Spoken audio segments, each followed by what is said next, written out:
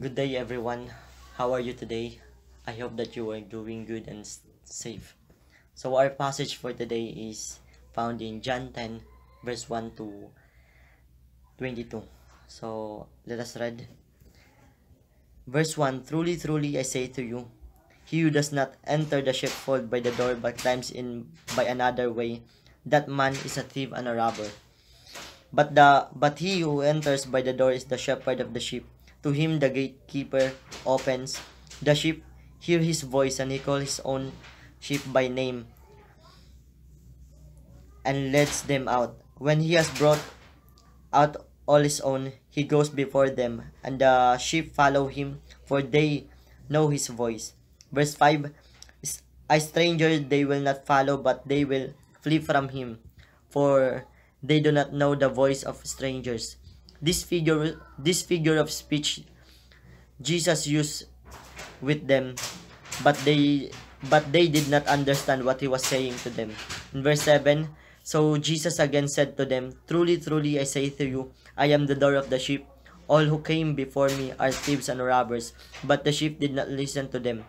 I am the door. If anyone enters by me, he will be saved and will go in and out and find pasture. Verse 10, the thief comes only to steal and kill and destroy. I came that they may have life and have it abundantly. Verse 11, I am the good shepherd. The good shepherd lays down his life for the sheep.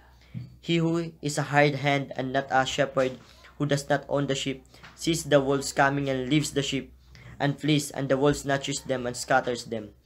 13, he flees because he is a hired hand and cares nothing for the sheep. I am the good shepherd. I know my own, and my own know me. Just as the Father knows me, and I know the Father, and I lay down my life for the sheep.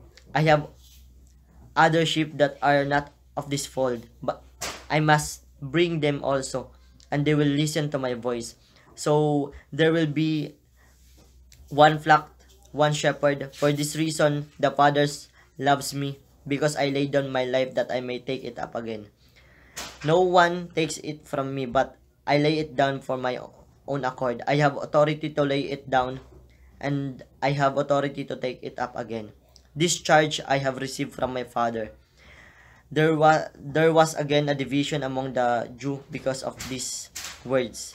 Many of them said, He has a demon and is insane. Why listen to him? Others said, These are not the words of one who is oppressed by a demon. Can a demon open the eyes of the blind? Let us pray. Father, thank you for this new day and new life. Thank you for this opportunity that you've given to me. Lord, as I deliver your word, I pray na gabayan mo po ako, Panginoon, na maipaliwanag ko na mabuti ang iyong mga salita. Nawa, Panginoon, magbigay ito ng kalakasan sa aming pamumuhay bilang isang maglilingkod sa inyo. We trust in you alone. In Jesus' name, Amen. So, ang context ng the context of this passage is that the disciple of Jesus Christ was asking question to his rabbi or Jesus about the blind man. He asked who sinned this man or his parents that he was born blind. And this story is a continuation of the conversation between Jesus and the Pharisees after healing the man who was born blind. So what is the good shepherd? So I am the shepherd. So Jesus says in verse 1 and 6. So why did Jesus say that he is the good shepherd? I am the good shepherd in John 10:11 is the port of 7 I am. Declaration of Jesus recorded only in John Gospel. This I am proclamation point to his unique divine identity and purpose. Immediately after declaring that he is the door in John 10:7, Jesus declares, I am the good shepherd. He described himself as not only the shepherd but the good shepherd. What does this mean? It should be understood that Jesus is the good shepherd, not simply a good shepherd as others may be, but he is a unique in character. So in Psalms 23, makikita natin dyan sa Zacarias 13:7, Hebrews 13:12, 1 Peter 2:25, 1 Peter 5:4. So the Greek word kalos translated good. So kalos translated good describes that which is noble, wholesome, good, and beautiful. in contrast to that which is wicked, mean, foul, and unlovely. It signifies not only that which is a good inwardly character, but also that which is attractive outwardly. It is an innate goodness. Therefore, in using the phrase, the Good Shepherd, Jesus is referencing his inherent goodness, his righteousness, and his beauty. As shepherd of the sheep, he is the one who protects, guides, and nurtures his flock.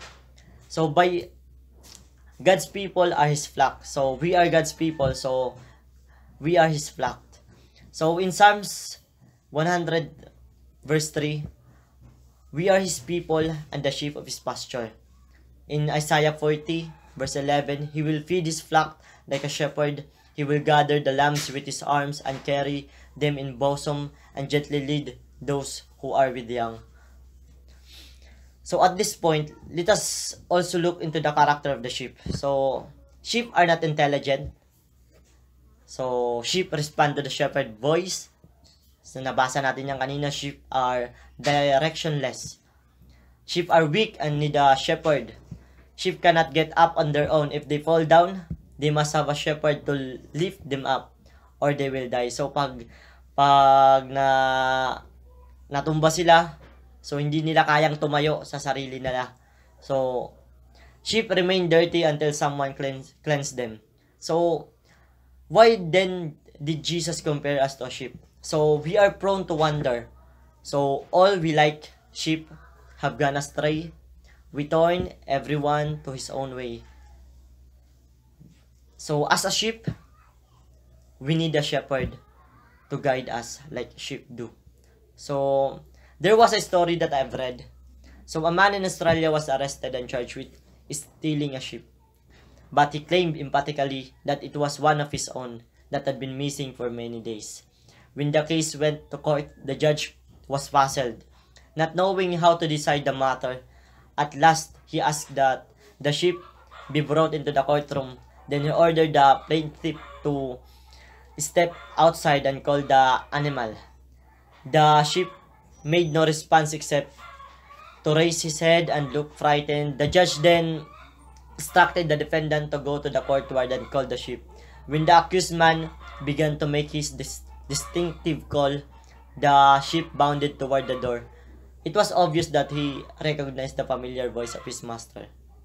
So for the conclusion, first, to better understand the purpose of a shepherd during the times of Jesus, it is helpful to realize that sheep are utterly defenseless and totally dependent upon the shepherd. Sheep are always subject to danger and must always be under the watchful eye of the shepherd as they graze. Rushing walls of water down the valleys from sudden, heavy rainfalls may sweep them away, robbers may steal them, and wolves may attack the flock. David tells how he killed a lion, and the bear while defending of his father's flock as a shepherd boy. In 1 Samuel, we read that in chapter 17, verse 36. So driving snow in winter, blinding dust and burning suns in summer, long, lonely hours each day, all this the shepherd patiently endures for the welfare of the flock.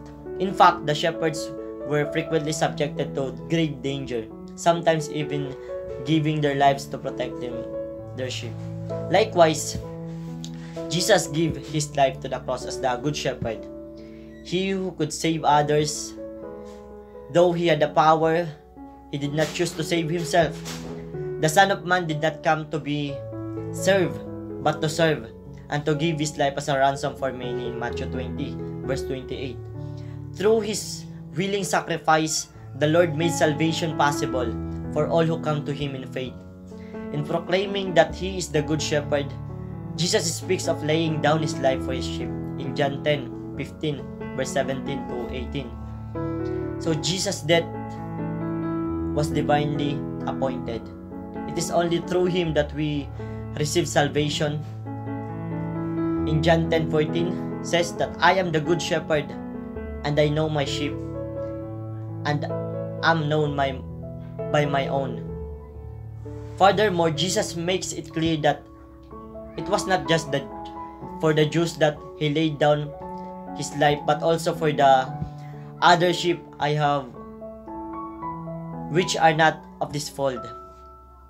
Them also I must bring, and they will hear my voice, and there will be one flock and one shepherd. In John 10:16. The other sheep clearly refers to the Gentiles. As a result, Jesus is the good shepherd over all, but both Jew and Gentile who come to believe upon him in John 3:16. That's why this morning we need to pray that our church will be willing to go to the unreached people. Jesus died on the cross of the salvation of anyone who believes in him. God's saving grace is available for everyone. Therefore, as a church, let us desire that all men will have the opportunity to know the Good Shepherd and to be cared by him. Let us desire to do our part in reaching the lost. The reality in our situation is many people need Jesus. Many people need the Good Shepherd. The question is, are we willing to introduce them to the Good Shepherd? Let us pray. Lord, after knowing your goodness and love sa mga buhay namin, Panginoon, dinadalangin ko din po yung mga taong hindi pa nakakakilala sa inyo. Nawa, Panginoon, may mga taong na mag-reach out sa kanila at makilala kanila na ikaw lamang ang Diyos na siyang naglalang sa lahat ng bagay sa mundo. Na ikaw lamang ang Diyos na siyang magliligtas sa lahat ng aming mga kasalanan. And I pray na meron ka din po mga taong gamitin na siya magpapaintindi ng iyong mga salita sa pamamagitan ng pagsasalin sa sariling wika ng bawat taong hindi pa nakikilala sa inyo, bawat taong nasa malalayong lugar. Panginoon, patuloy po namin itong dinadalangin na mag-reach out ka pa ng mga tao na siyang inyong gagamitin. Sa inyo lang namin ito pinagkakatiwala, Panginoon, at idinadalangin sa pangalan ni Jesus. Amen.